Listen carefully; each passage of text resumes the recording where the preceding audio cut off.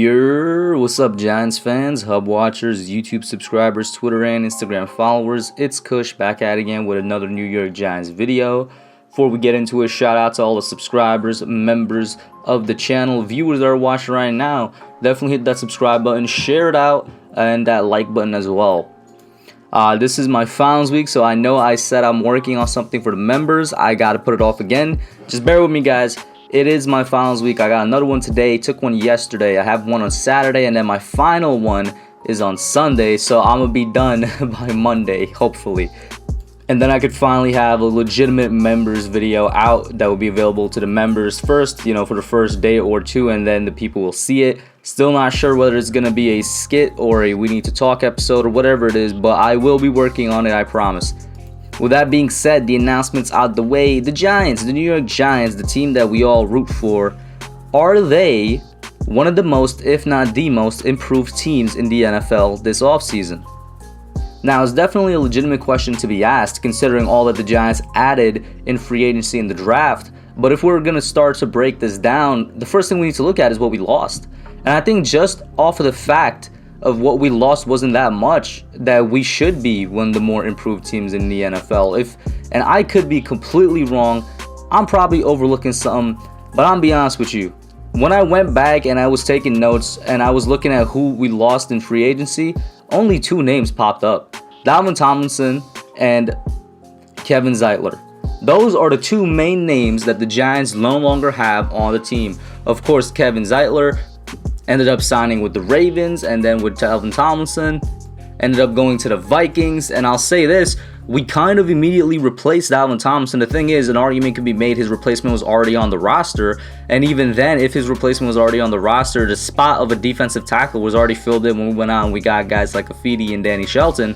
And then with Zeitler, it's not so easily answered because we still are technically looking for his immediate replacement. But in terms of just a roster spot, we did go out and get a guy in Zach Fulton.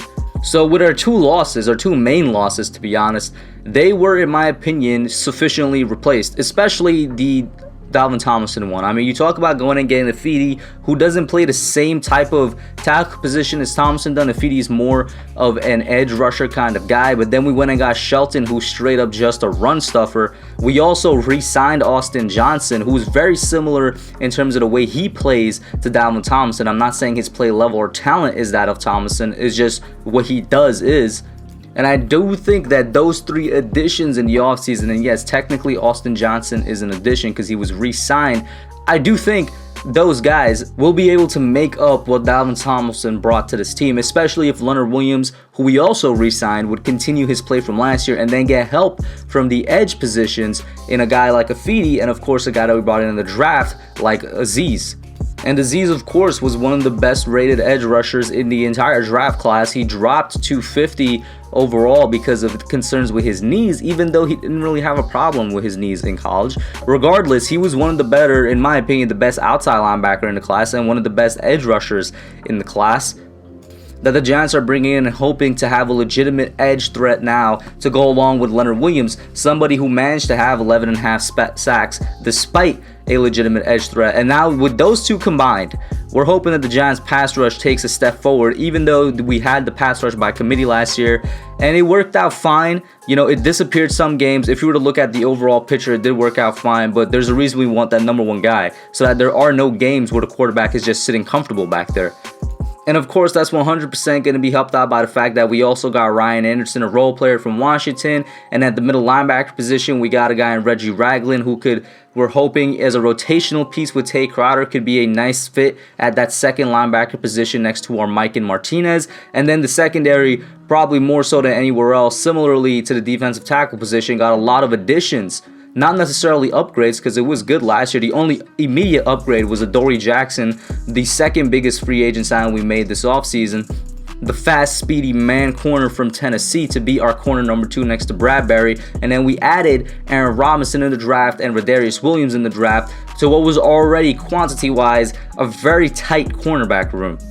And to say one more thing on Adoree, while he has faced some injuries in his career, when healthy, he's been a really good cornerback in the NFL. He was operating as a number 1 in his time as Tennessee. Now he's going to be a number 2 over here with the Giants. I could only expect the same, if not improved level of play against lesser competition, basically. And this was, of course, all added to a defense that finished top 10 last year as the 9th overall defense in the league. A defense that now has what we're hoping to be a legitimate edge rusher in addition to that inside rusher from Leonard Williams. A defense that might have actually improved in stopping the run. It was a top 10 run defense last year as well. A guy with Danny Shelton who was literally built to do just that, and a guy in Dexter Lawrence just by size who's going to be good enough to stop the run. We might have actually taken a step forward there, and we've definitely taken a step forward in our pass defense, which was 16th overall last year, with the amount of corners that we added, the amount of talent that we added at that end there. And then, of course, you go over to the offensive side. I'll start right back with Zach Fulton and that right guard spot because Kevin Zeitler was the main subtraction. But we added a veteran in Zach Fulton who I don't necessarily expect to start. He might see some rotational time, kind of like Cam Fleming, the tackle, did last year. But with the offensive line, it's really just that interior, specifically the right side, that's a main concern now. We also added another veteran in Harrison, a center from the Jets, who was going to be the supposed backup Nick Gates, who I'm looking to have a great second year at that center spot. And when we go out to the weapons is when we look at the real additions. Of course, the biggest one with our biggest free agent signing in Kenny Golladay, the big body, physical, possession type wide receiver that the Giants signed from the Detroit Lions.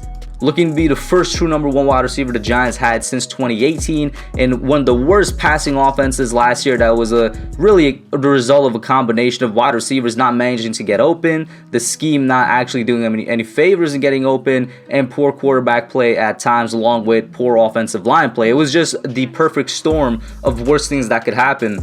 Now we have an offensive line that's going to be better just because of the return of Saquon Barkley, which means that teams will no longer necessarily be stacking the box like they were when Wayne Gallman was in our backfield. We have the addition of Kenny Golladay, which already is going to take away some people from that box. We have the addition of Kadarius Toney, our first-round draft pick, a speedy, fast, agile, shifty little guy that's definitely going to see time on the field on the offense, that when he is out there lined up, whether it's out wide, whether it's in the backfield, whether I have no idea if it's going to happen, but in the Wildcat, somebody's going to need to pay attention to him. It just takes away defenders from the box because they have to respect those guys out of fear of either getting burned or a jump ball situation in which, maybe a one-on-one situation is going to be helpful to the defense. And then, of course, our tight end position, we also got what you could look at as an upgrade there, depending on how they use him in Kyle Rudolph, a receiving tight end that has really good blocking ability.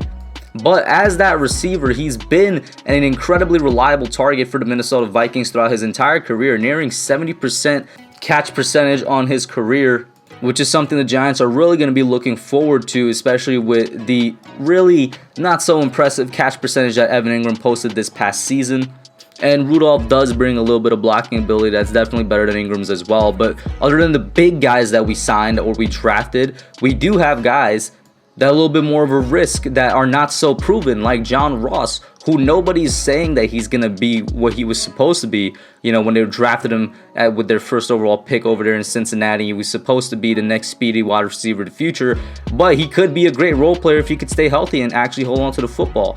Same for a guy like Corey Clement, who the Giants just signed not 2 days ago. If he could stay healthy, he will be a nice, fast backup to Saquon. We also did, sticking with the running back, sign a guy in Devontae Booker, who's an immediate upgrade at that backup position to Wayne Gallman, somebody who ran the ball really nicely and effectively back there in Vegas with Josh Jacobs. The Giants' offense as a whole was even more so improved than the defense, which makes sense considering where the offense was ranked last year and how they performed last year, coming in as second worst in the league, 31st overall. So we already spoke on that top 10 defense that improved. This bottom of the league offense now, we're going to hope to see takes a step forward. There's not really a way to quantify it, but it would definitely take a major step forward just by the infusion of talent that it had. And the fact that the main guys are still there in Shepard and Slayton. And of course, we've all said at this point, being to a dead horse, it would depend on quarterback play from Daniel Jones. But looking at all the improvements, specifically all the additions and the lack of removals, the Giants should be one of the most, if not the most, improved teams in the league. There's not many teams that stack up in terms of offseason moves like the Giants do. Where do you guys think they rank? And yes, this also doubled as just a small video to recap our entire offseason, but put your thoughts down below. Let me know what you think. Like, share, subscribe, and I'm out. Thanks for watching. Don't forget to like, comment, subscribe, and share. I'll catch y'all in the next one.